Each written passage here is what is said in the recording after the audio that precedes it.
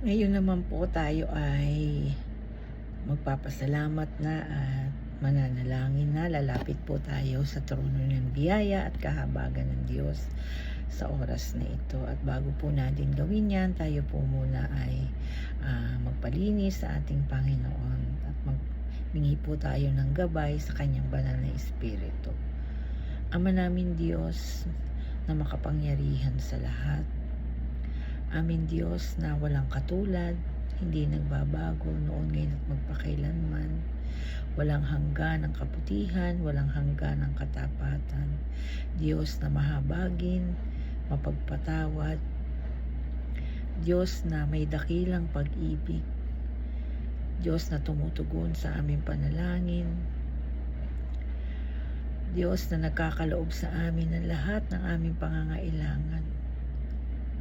Maraming salamat po muli sa mga oras na ito na kung saan malaya po kaming makalalapit sa trono ng iyong biyaya at kahabagan upang doon ay dali namin, Panginoon, ang aming mga kahilingan, aming pong mga panalangin at maging ang aming pasasalamat sa iyo.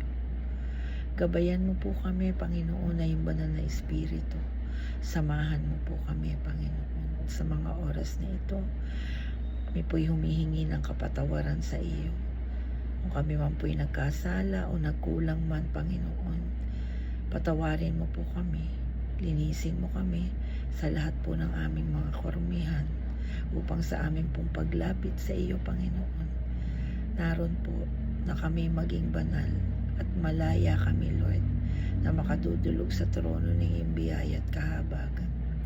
Salamat po, Panginoon, sa mga oras na ito. Purihin ka sa pangalan ni Jesus. Amen and amen.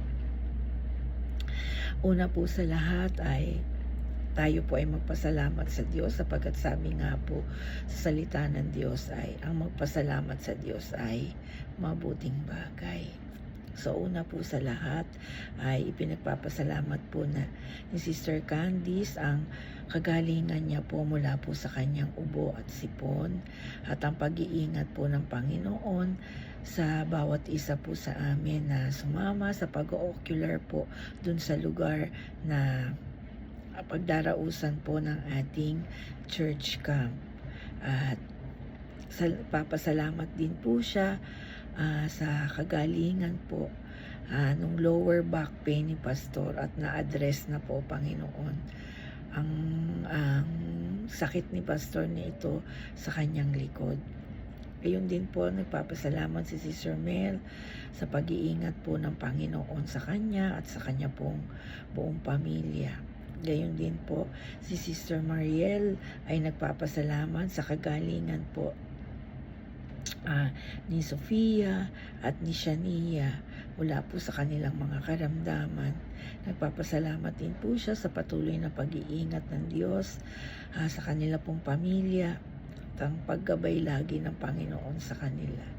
At gayon din po, Panginoon, ay pinagpapasalamat ni Sister Queen ang provision mo, Panginoon, sa paglipat nila ng bahay noong pang February at March. Salamat po sa Panginoon. At Lord, tunay po na kami nagpapasalamat sa patuloy na provision mo sa lahat ng aming pong mga pangangailangan sa pang-araw-araw. At gayon din po, Lord, salamat po sa kalakasan at maayos na kalusugan ng bawat isa po sa amin. Sa kagalingan, Lord, ng aming mga karamdaman o sa karamdaman po ng aming mga mahal sa buhay na pinagaling mo na.